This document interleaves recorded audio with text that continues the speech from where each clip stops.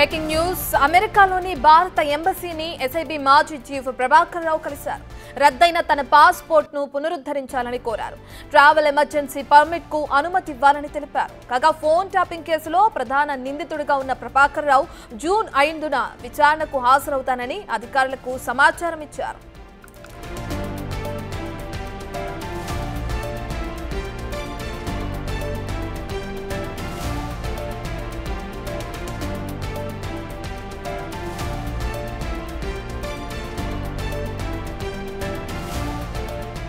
తెలంగాణలో సంచలనంగా మారిన ఫోన్ ట్యాపింగ్ కేసులో ప్రధాన నిందితులుగా ఉన్న ప్రభాకర్ రావు వెట్టకేలకు తిరిగి ఇండియా రావడం జరుగుతుంది. దానికి సంబంధించి ఇప్పటికే అమెరికాలోని అటు భారత ఎంబసీని అతను కలిసినట్టు కూడా తెలుస్తుంది. తన పాస్పోర్ట్ పునరుద్ధరించాలని కోరారు. దానికి సంబంధించిన పూర్తి డీటెయిల్స్ అందించడానికి మా ప్రతినిధి సురేష్ అందుబాటులో ఉన్నారు. రైట్ సురేష్, ఎప్పుడు హాజరయ్యే అవకాశం కనిపిస్తుంది అటు ప్రభాకర్ రావు విచారణకి సంబంధించి? ప్రభాకర్ రావు సుప్రీంకోర్టు గైడ్లైన్స్ ప్రకారం తనకి పాస్పోర్ట్ పునరుద్ధరించాలని చెప్పేసి కూడా అమెరికాలోని ఇండియన్ ఎంబసీని కలవడం జరిగింది. ట్రావెల్ ఎమర్జెన్సీ ట్రావెల్ పర్మిట్కి సంబంధించి కూడా ఇవ్వాలని చెప్పేసి కూడా ప్రభాకర్ రావు కోరడంతో వెంటనే ఎంబసీ ఆయనకి పాస్పోర్ట్ జారీ చేయడం జరిగింది. 5వ తేదీలోపే ఇండియాకి రాబోతున్నట్టు తెలుస్తుంది. ఎందుకంటే సుప్రీంకోర్టు క్లియర్గా ఆదేశాలు జారీ చేయడం జరిగింది. నీకు పాస్పోర్ట్ పునరుద్ధరించుకున్న తర్వాత 3 రోజుల్లో భారతదేశానికి తిరిగి రావాలి, ఏ దేశానికి కూడా వెళ్ళడానికి వీలు లేదు అని చెప్పేసి కూడా షరతులు విధించడం జరిగింది. ఇక ఫోన్ ట్యాపింగ్ కేసులో పూర్తిగా విచారణకు సహకరించాలని చెప్పేసి కూడా ఆదేశాలు జారీ చేసింది.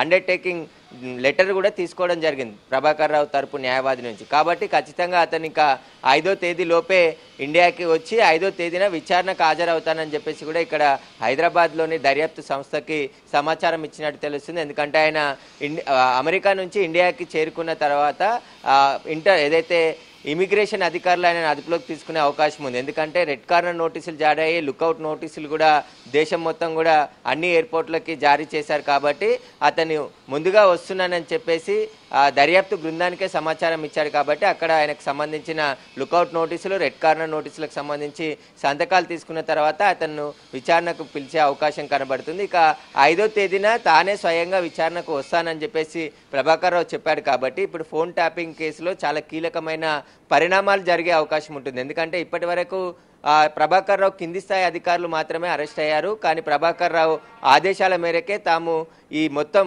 ఫోన్ ట్యాపింగ్ వ్యవహారం నడిపించామని చెప్పేసి కూడా స్టేట్మెంట్ ఇచ్చారు. కాబట్టి ఇప్పుడు ప్రభాకర్ రావు నోరు విప్పితే రాజకీయ నాయకుల పేర్లు కూడా బయటపడే అవకాశం ఉంటుంది. ఆయనకి ఎవరు డైరెక్షన్స్ ఇచ్చారు, ఎవరెవరు నెంబర్లు ఇచ్చారు, వ్యాపారవేత్తలు కావచ్చు, ప్రతిపక్ష నాయకులు, అదేవిధంగా కొంతమంది జడ్జీలకు సంబంధించిన ఫోన్ నెంబర్లను కూడా ట్యాపింగ్ చేశారని చెప్పేసి పోలీసులు కోర్టుకు తెలిపారు. కాబట్టి ఇప్పుడు ప్రభాకర్ రావు నోరు విప్పితే మరికొన్ని అరెస్టులు జరిగే అవకాశం కనబడుతుంది. ఈ కేసు కూడా కొలిక్కి వచ్చే అవకాశం ఉంది. ఎందుకంటే ఇన్ని రోజుల పాటు కేసు విచారణ కొనసాగుతుంది. కాబట్టి ఖచ్చితమైనటువంటి కీలక నిందితుడు ప్రభాకర్ రావు అమెరికా పారిపోయి అక్కడే ఉన్నాడు. కాబట్టి అతన్ని తీసుకొచ్చేందుకు అన్ని ప్రయత్నాలు పోలీసులు చేశారు. ఆ ప్రయత్నాలే ఫలించాయని చెప్పుకోవచ్చు. ఎందుకంటే ఇప్పటికే నాంపల్లి కోర్టు కూడా ఆయనని ప్రకటిత నేరస్తుడిగా ప్రకటిస్తామని చెప్పేసి జూన్ 20 వరకు హాజరు కావాలని చెప్పేసి ఆదేశాలు జారీ చేసింది. ఆ నోటీసులను కూడా ప్రభాకర్ రావు ఇంటికి పోలీసులు అంటించడం జరిగింది.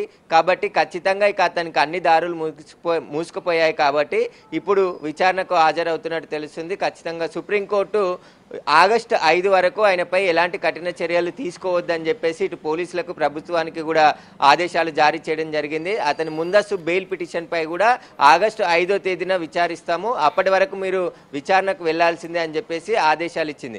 ఇప్పుడు ప్రభాకర్ రావు ఈ కేసులో విచారణ ఎదుర్కొంటే ఆయన చెప్పే స్టేట్మెంట్ చాలా కీలకంగా ఉండబోతుంది. ఆయన ఎవరెవరి పేర్లు చెప్తాడు, ఎవరి ఆదేశాల మేరకు పనిచేశారు, ఈ ఫోన్ ట్యాపింగ్ సంబంధించిన ఎక్విప్మెంట్ ఎక్కడి నుండి కొనుగోలు చేశారు, అదేవిధంగా ఎస్ఐబిలో ఉన్నటువంటి కొన్ని సంవత్సరాల నుంచి సేకరించినటువంటి డేటాని మొత్తం కూడా ధ్వంసం చేశాడు. ఆ డేటాని ఎవరు ధ్వంసం చేయమన్నారు, అతనికి ఎవరు గైడెన్స్ ఇచ్చారనే దానికి సంబంధించి కూడా పోలీసులు ఆరా తీయబోతారు. ఇక ఈ కేసు కూడా చాలా మిస్టరీగా ఉండిపోయింది ఇన్ని రోజుల పాటు. ఎందుకంటే ప్రభాకర్ రావు చాలా కీలకమైన నిందితుడు పరారిలో ఉన్నాడు. కాబట్టి ఎన్ని ఆధారాలు సేకరించినప్పటికీ ఆయన ఆదేశాల మేరకే తాము ఈ పని చేశామని చెప్పేసి కూడా కింది స్థాయి అధికారులు స్టేట్మెంట్ ఇచ్చారు. కాబట్టి ఇప్పుడు ప్రభాకర్ రావు ఇచ్చే స్టేట్మెంట్ కావచ్చు, ఆయన విచారిస్తే అనేక విషయాలు బయటకు వచ్చే అవకాశం ఉంటుంది. ఈ కేసులో కూడా ఫైనల్ ఛార్జ్ షీట్ కూడా పోలీసులు దాఖలు చేసే అవకాశం ఉంది. కాబట్టి ఇప్పటికే దర్యాప్తులో అనేక విషయాలు పోలీసులు గుర్తించడం జరిగింది.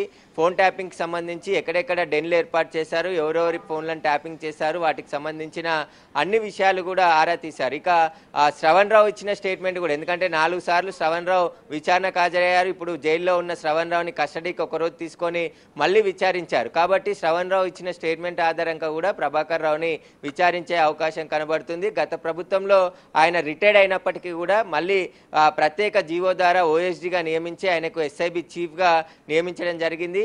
కేవలం ఫోన్ ట్యాపింగ్ కోసమే ప్రభాకర్ రావుని నియమించినట్టు తెలిసింది. కాబట్టి ఇప్పుడు ప్రభాకర్ రావుని విచారిస్తే ఈ కేసులో అనేక విషయాలు బయటకు వచ్చే అవకాశం ఉంది. రాజకీయ నాయకుల పాత్ర బయటకు వచ్చిన తర్వాత వారికి కూడా నోటీసులు ఇచ్చి విచారిస్తామని చెప్పేసి కూడా పోలీసులు చెప్తున్నారు. ఎందుకంటే ప్రభాకర్ రావు ఆ రాజకీయ నాయకుల సుప్రీం అనే లీడర్ ద్వారా తాను సమాచారం తీసుకొని ఈ ఫోన్ ట్యాపింగ్లకు పాల్పడ్డామని చెప్పేసి కూడా కింది స్థాయి అధికారులు చెప్పడం జరిగింది. రైట్ సురేష్, మీరు చెప్పినట్లే ప్రభాకర్ రావుని విచారిస్తే ఈ కేసు కొలిక్కొచ్చే అవకాశం కనిపిస్తుందని కూడా తెలుస్తుంది. అయితే అతను ఇప్పుడు ఇండియా వచ్చిన తర్వాత సిట్ అధికారుల విచారణ ఏ విధంగా ఉండే అవకాశం ఉంది?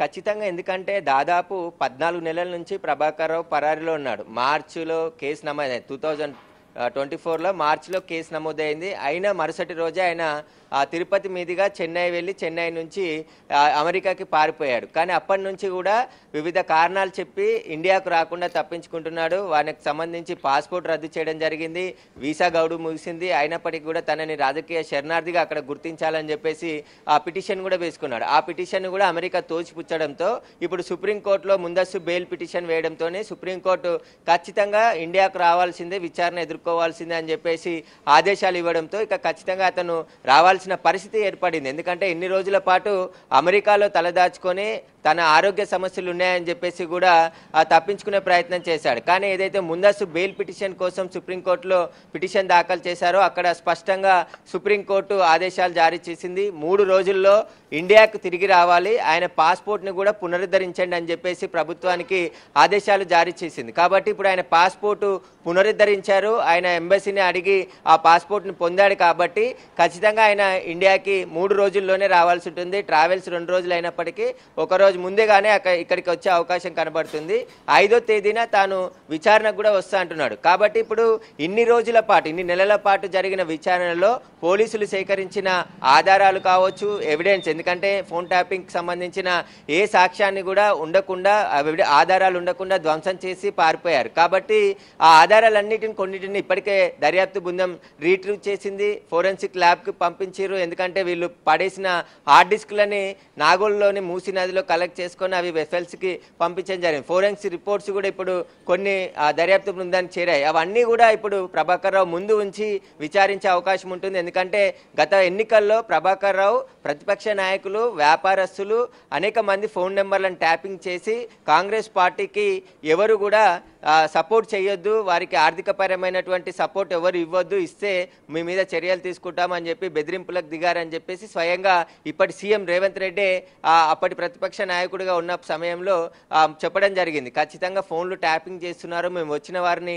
వెంటనే బెదిరిస్తున్నారు ఫోన్లు చేసి. అంటే మా ఫోన్లు ట్యాపింగ్ చేసి వింటున్నారు, ఎవరెవరితో మాట్లాడుతున్నాం, ఎక్కడెక్కడికి వెళ్తున్నాం అనే దానికి సంబంధించి అన్ని ఆధారాలు ఉన్నాయని చెప్పేసి కూడా ఫిర్యాదు చేయడం జరిగింది. కాబట్టి దీనికి సంబంధించి ఇప్పుడు పోలీసులు ఇన్వెస్టిగేషన్లో అనేక ఆధారాలు సేకరించి పోలీసు అధికారులతో పాటు ఇప్పుడు శ్రవణ్ రావుని కూడా విచారించడం జరిగింది. కాబట్టి ఈ కేసులో ఎవరెవరికి సంబంధాలు ఉన్నాయి, ఎక్కడెక్కడ డెన్లు ఏర్పాటు చేశారు, అదేవిధంగా ఫోన్ ట్యాపింగ్కి వినియోగించిన ఎక్విప్మెంట్, ఎందుకంటే వాటిని ప్రభుత్వ నిధులతో కొనుగోలు చేశారా లేకుంటే ఎవరైనా బయట నుండి కొనుగోలు చేసి ఇక్కడ తీసుకొచ్చారా అనే దానిపై కూడా పోలీసులు ఆరా తీయనున్నారు. ఇక ప్రభాకర్ రావుకి సంబంధించిన పూర్తి స్టేట్మెంట్ రికార్డ్ చేస్తేనే ఈ కేసులో అనేక విషయాలు బయటకు వచ్చే అవకాశం ఉన్నాయి. ఆయన విచారణ ఇచ్చి ఆయన ఇచ్చే సమాచారంతోనే రాజకీయ నాయకుల పాత్ర పైన కూడా ఇన్వెస్టిగేషన్ చేస్తామని గతంలోనే దర్యాప్తు అధికారులు చెప్పడం జరిగింది. ఎందుకంటే అందులో పార్టీ నాయకుల పేర్లను ప్రస్తావించడం జరిగింది, ఒక ఎమ్మెల్సీ పేరు కూడా ప్రస్తావించడం జరిగింది. దానికి సంబంధించి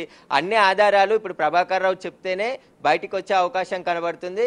ఆయన ఉన్న సమయం, ఎందుకంటే చాలా కీలకమైన పోస్టులో పనిచేశాడు, కీలకమైనటువంటి సమాచారాన్ని ధ్వంసం చేసినందుకు కూడా సెక్షన్స్ కూడా నమోదు చేయడం జరిగింది. ఎందుకంటే గత కొన్ని ప్రభుత్వాల నుండి కావలసిన సమాచారాన్ని సేకరించి ఎస్ఐబి హార్డ్ డిస్క్ల రూపంలో దాచిపెట్టింది. కానీ వాటంత సమాచారాన్ని పూర్తిగా ధ్వంసం చేసి ఏ ఒక్క ఎవిడెన్స్ని కూడా ఎస్ఐబి కార్యాలయంలో లేకుండా కుట్ర చేసి మొత్తం స్మాచ్ చేశారని చెప్పేసి పోలీసులు గుర్తించారు. కాబట్టి ఇప్పుడు ప్రభాకర్ రావు విచారణకు హాజరయ్యి పూర్తి ఆధారాలన్నీ కూడా పోలీసులకు అందిస్తే ఖచ్చితంగా ఇతరులకు కూడా నోటీసులు ఇచ్చి అరెస్ట్ చేసే అవకాశం ఉంది. ఇప్పుడు ప్రభాకర్ రావుకి సంబంధించిన విచారణ కొనసాగితేనే రాజకీయ నాయకుల పాత్ర కూడా బయటకు వచ్చే అవకాశం కనబడుతుంది. రాజకీయ నాయకులను కూడా నోటీసులు ఇచ్చి విచారిస్తామని చెప్పేసి దర్యాప్తు బృందం అధికారులు చెప్తున్నారు.